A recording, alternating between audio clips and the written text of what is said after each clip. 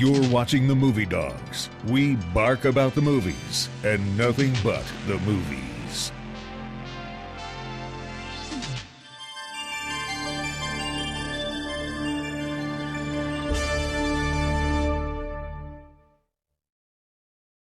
We take a bite out of the movies. Subscribe to the Movie Dogs and become part of our film-loving community. Hit that subscribe button and don't forget to click the bell for updates. See you in the next review.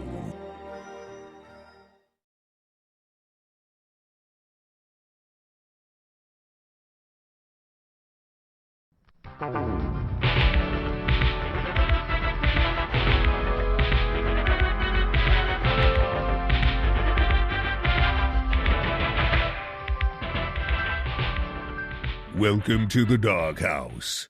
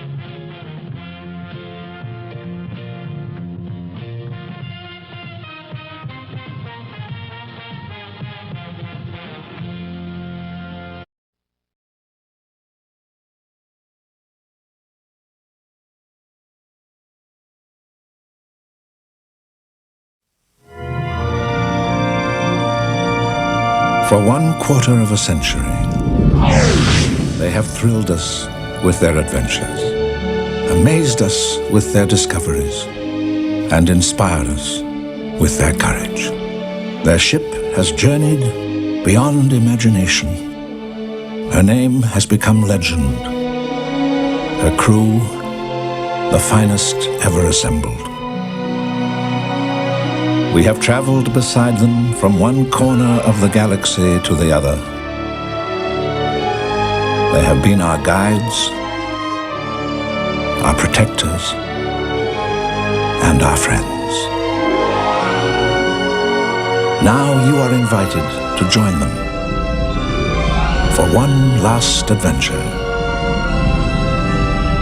For at the end of history lies the undiscovered country.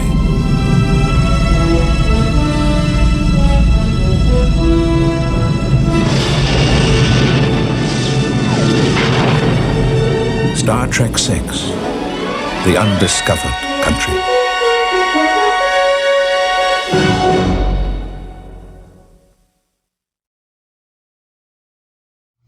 And welcome, ladies and gentlemen, to a new episode of the Movie Dog Show. All right, well, we're going to talk about one of my favorite Star Trek films, Star Trek VI, The Undiscovered Country. Came out in December of 91. This was the final Star Trek film, or anything Star Trek, to include the original cast members. That's William Shatner, Leonard Nimoy, DeForest Kelley, Jimmy Doohan, Walter Koenig, George Takei, and Nichelle Nichols. This was it. This was their swan song. Now we all know that they all kind of, in a way, popped up in other formats of Star Trek. Matter of fact, Doohan, Walter Koenig, and William Shatner appeared in the film following this, Star Trek Generations, which we all, spoiler alert, the one where Kirk, William Shatner, final appearance as Kirk until the unification thing, which we'll talk about in a little bit. I love this film. This film was directed by Nicholas Meyer, who directed Part 2 and was also helped co-write Part 4. He and Denny Martin Finch, who was the co-screenwriter to this film, did a very great job by making this film not just a science fiction film about a bunch of aging officers ready to retire, but he put some political intrigue into it. He made it into a whodunit. This film was just, a very well put together murder mystery wrapped in science fiction vernacular. Again, you saw the camaraderie of everybody here in this film, knowing that this is going to be their last time possibly to be playing these characters or working together after, at this time, I believe it was 25 years that they were all working together. Matter of fact, this was the 25th anniversary year for Star Trek, and sadly, just about a month before this film's released, I believe, was Gene Roddenberry's passing. Now, the movie that we got was going to be much different in conceptual time when Part 5, which was directed by Shatner, The Final Frontier, didn't perform well and was a critical disaster. The then producer of the franchise, film franchise at least, Harv Bennett, wanted to do a prequel, and the director or the writer of Part 5, came up with some conceptual backstories of Kirk and Spock during their academy years, which all kind of, those ideas and concepts kind of got recycled for the 09 reboot film. Now, what ended up transpiring, Harv Bennett was removed, and Leonard Nimoy stepped in as executive producer, and Ralph Winter who had been associate producer in the other films, was made a full producer. Leonard Nimoy had the idea around this time, and I was a child, I was in my early teens when it happened. The Berlin Wall fell down. Communism in the Soviet Union, now Russia, crumbled, and Leonard Nimoy had a great idea of what if the wall in space came down. The Klingons and the Federation are now ready for peace and the end of hostilities that had been going on for centuries. The Klingons were always looked upon as the Soviet Union in the original series, and so in the earlier films, and it was a great way to mirror the real life experiences that were going on at the time. As I said, it was a very interesting decade, the 1990s, and I think the idea was really well done, and he presented Nimoy was in consideration to direct this film, but he decided not to because there was the agreement with William Shatner and Leonard Nimoy. Nimoy directed the film. Okay, I'll appear in it, but you make me the director of the next one, which is the clause in William Shatner's contract. And so they decided to get Nicholas Meyer, the man who helmed arguably the greatest Star Trek film that has ever been made, in Star Trek 2. So, they worked around a good story and everything, where the Klingons are in a position where they have no choice. If they don't make peace and ask for help, basically their race as a civilization and existence will cease to be. And of course, the crew of the USS Enterprise were ready to retire, and now they got to go into one more mission. This time it's a mission for peace, and along the way during that mission, they are basically blackmail, or not blackmail, but framed for the murder of the Klingon chancellor, the head of the council. Basically, there was a lot of great elements that was in this film. I mean, and a lot of great cameos too. If you look carefully, you'll see Christian Slater, the late Richard Mole, who was a Bull Shannon on Night Court, is an alien in the film that fights William Shatner. And you find out in that battle, his genitalia is not in the right place as humans. It's how Kirk was able to win by accident. Again, the cast themselves. I mean, you had Mark Leonard returning as Sarek. You have Kurtwood Smith, who's playing the president of the Klingon, or the president of the Federation. But the cast itself, you see, they're getting in a pair of old shoes. It fits perfectly, and they know their characters. There's not much directing you really can do. I mean, but Nicholas Meyer knows how to work around the camera, and he, knew how to work with the actors, and he knew how to get the best performances out of them. George Takei, who always wanted more for his character, which is understandable, but I'm sure he annoyed them enough to where, he finally became Captain Sulu, even though that diminished his screen time a lot in this film. And the fact that he wasn't there at the very last shot of the film because he was the captain of the USS Excelsior, which by that time was considered, becoming a fan favorite ship. And, in part 3, it was more or less used as a joke. But I do have to say, though, when it came to Kirk, Spock, and McCoy's trifecta,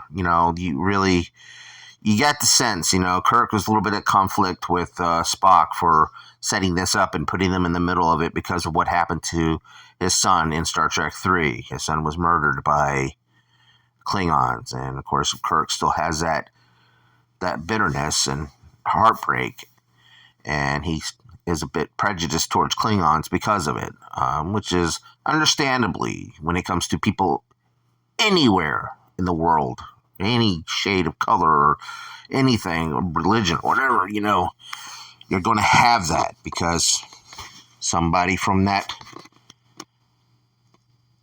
group did something that wronged you or wronged somebody you loved, and you're going to have a little bit of that. It's just human nature, but you have to overcome it and look past that because not everybody's evil. DeForest Kelley, I have to say, was given more to do here as a character, and his, working with William Shatner more as a dual acting.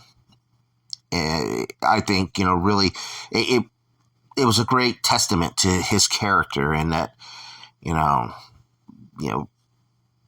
when it came to Kirk, he was in the middle of this. He had logic and knowledge.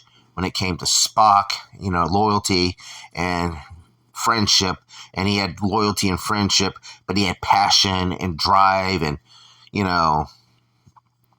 coming from McCoy, he had two sides of the coins at his disposal, at his side at all times, to consult him and give him advice, and he would take it from there. Again, McCoy, as they were in this Klingon prison, they both worked so well with each other, and their small little bantering between each other as well really just made the film even more, it add more and everything, and it's one of out of the movies when it comes to DeForest Kelley's performances, it's one of his best as Dr. McCoy. And that's saying a lot because the man always delivered as the character. The other characters, as I said, Uhura, Scotty, and Chekhov all had their moments as well, and they performed it just to a T, and they were able to, really give their characters, a really proper send off. And out of all of them, Nichelle Nichols was the only one I think that, if you don't count the fan films, she's the only one that never showed back up in any more of the other Star Trek spinoffs as the others had. So, I mean, that was a real testament to her character, as well as that, she was a, very strong veteran officer who, got the respect that she earned, and she, became, someone that, Kirk and the others could depend on and go to if, there's somebody not having an idea. She ended up coming up with one of the ideas about, defeating the enemy at the end. One of the other new characters that came into this part is Kim Cattrall, playing the character Valeris, who, the part was originally going to be Savick again, and she was hesitant and wanted to be the third actress of playing this character. But, luckily they changed it around and was able to get her in here. And she did a very wonderful job. This was one of her best performances. And it was in a Star Trek film, and she was just a supporting character. But she did such a great job in this. She really, she didn't overact it. She didn't eat up the scenery and everything when coming to Vulcan and everything. She just played it as a straight Vulcan woman. And, of course, you find out, spoiler alert, she is part of the plot to frame Kirk and the others in killing the Chancellor, and because everybody is, afraid of this major change, that the hostilities end, and then one side is going to have to kind of kick back a little bit and let their guard down in order to let others breathe. One of the most notable moments in this film was the dinner scene, where Kirk invited the Chancellor and his staff, including his daughter, to dinner with the others, and they were all sitting there drinking Romulan ale, which is a very potent alcoholic beverage in the 23rd century. And they, were very uncomfortable with each other, trying to eat and discuss politics, basically, like it is nowadays. When people are trying to tell them how they feel or what their thoughts are on the world around them, or in this case, the universe. And then other people's like, well, you don't know what it's like to be, for them, Klingons, or basically speaking, when the Chancellor recites Shakespeare, and, Spock was actually impressed by the Chancellor's knowledge of Shakespeare, and, when to the undiscovered country, the future, and then Spock goes, Hamlet, Act 2, scene 4, and then of course General Chang, played wonderfully by Christopher Glover, was perfect casting. He had this patch on, sewn on his eye. He was bald. He didn't look much like the other. He looked like a worn, torn war general that was bred for what he was meant to be. He was a warrior, but yet he had some sophistication, like an old British general. And he, in Klingon dialect, I'll sign my best, talk bach, talk bay. And it's to be or not to be in Klingon. And he says, and he looked over at Kirk, says, you haven't experienced Shakespeare until you've heard it in the original Klingon. Stating that, hinting that William Shakespeare, one of the greatest writers of Earth, was actually Klingon, and trying to needle a little bit of Captain Kirk, who was fond of Shakespeare himself. But I have to say, Christopher Lee, he was allowed to chew up the scenery. You you don't mind him doing that because God dang, he did such a great job when he's in the battle with the Klingon ship that the bird of prey that's cloaked and can fire while it's cloaked. He's spewing out Henry V, and just spewing it out, yelling out, "Try Habeth, and let's slept the dogs of war." I mean, I love that scene. But again, you got the best of both worlds. You got those who are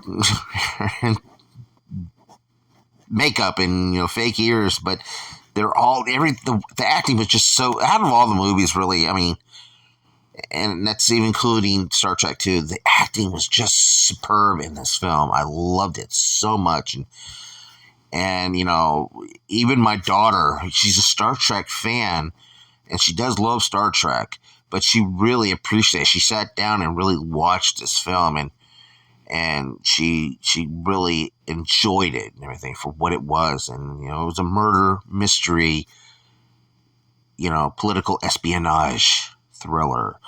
And again, you have to give the credit to Nicholas Meyer and his co-writer Danny Martin French, who really able to craft a really good story and a very good send-off too for this cast, which was deservingly, because 25 years they playing these characters, and it was our generation's introduction to other things, to Shakespeare, world views, and it helped shape our thought process.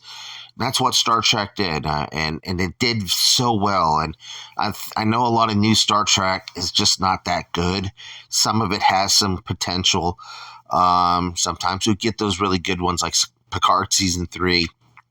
But again, I was just this was so beautifully done. And of course, now recently, Otoy, this company, made these short films, and of course they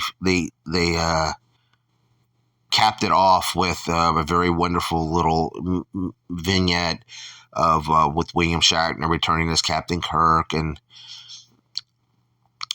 via motion capture and body doubling. I can't remember the actor who did the body doubling for him right now, but him being able to be there at the time of his friend's death, because we know Spock Prime from the Kelvin timeline passed away, as we were told in Star Trek Beyond. And Kirk got to be there.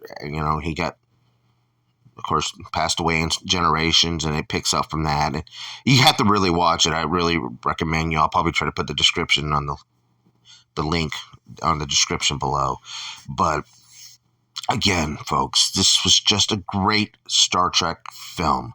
When the writing really counted, and the writing was really well done and taken good care of and crafted well, just like in the TV show, you get some damn good stories that are memorable, and it makes you think, and it makes you really,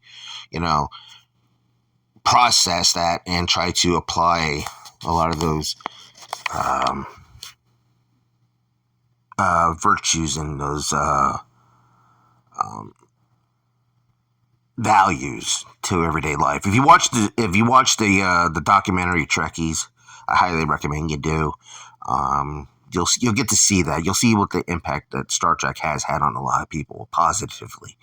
So, but again, I mean, and at the very end, when Kirk and crew are sailing off into the star, and the ship, the USS Enterprise, disappears into the star, as William Shatner is giving his final log entry, where he goes, "Where no man or no one," of course, from Next Generation, hinting that that's going to be the next series of films, picking up from this one, disappears. And then you get these signatures from the cast members. You get George's, you get Nichelle's, you get Walter's, you get Jimmy Doohan's, you get DeForest, Leonard Nimoy, and William Shatner's, and that was their way of saying goodbye. And God, that was such a perfect send-off. I mean, even though they kind of returned a little bit in some capacities as those characters throughout the spinoffs, you still got a great way to say goodbye to these characters. And of course, for me, I went to go see this opening night back in December of '91, and then when it came out on VHS, I finally got to show it to my mom, and she was unable to. She was confined to a hospital bed for the last couple of years of her life, in a wheelchair, so she really couldn't. Back then, there wasn't much accessible when it comes to wheelchairs at the movie theaters, but she really enjoyed it. She really liked that. She hated the fact that, these guys were going away and they're going to retire. But again, at the same time, they all had their fun. William Shatner and Leonard Nimoy came on the Arsenio Hall talk show and walking with canes and walkers and old beards and everything, joking about they're old, they're too old to be doing this. And again, of course, nowadays, you're never too old to do something. I still think Clint Eastwood can pull off a Dirty Harry movie. I mean, we have Sylvester Stallone and Arnold Schwarzenegger still doing it, and it's possible. But again, it was a great way to send off this original cast, and it was definitely the end of an era. And when it came to my generation, those who grew up in Generation X. And again, folks, if you're new to the Star Trek films, definitely start with the 6 films. I would just go chronologically. There's no order, but again, definitely pay attention to Star Trek 6, The Undiscovered Country. It was one of the ones out of the movies that really picked out from, at that time, the headlines of the day, and really showcased what was going on, and that doing what Star Trek did best. They took out things that were going on in the world and they put it into science fiction and made people just think and be entertained at the same time.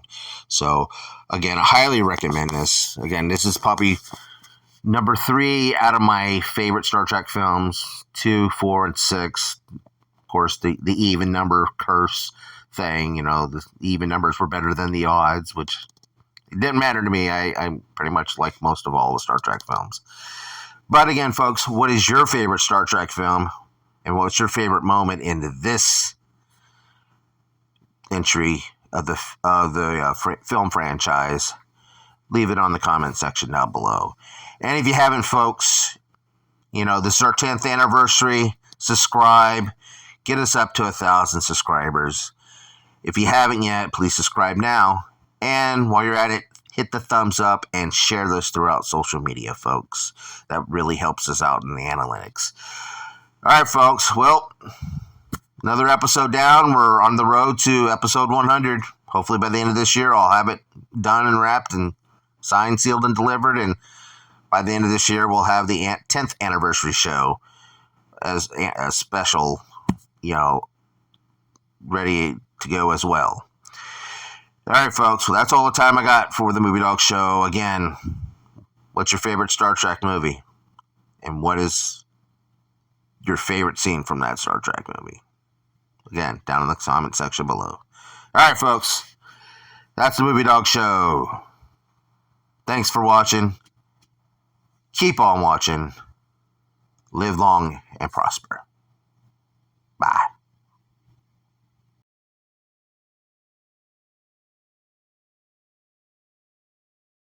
Hey, like and subscribe. Be sure to check out more of the content on the Movie Dawgs channel. All the reviews and cool remarks and cool guests like me, Josh Church, the owner of River Monster Comics. We are in Denellen, Florida, so if you're ever in the area, come by and check out the shop and get some cool nerd stuff, comics, pops, toys, whatever. And swing by and just have some cool conversations about movies and all things pop culture. We appreciate you. See you soon.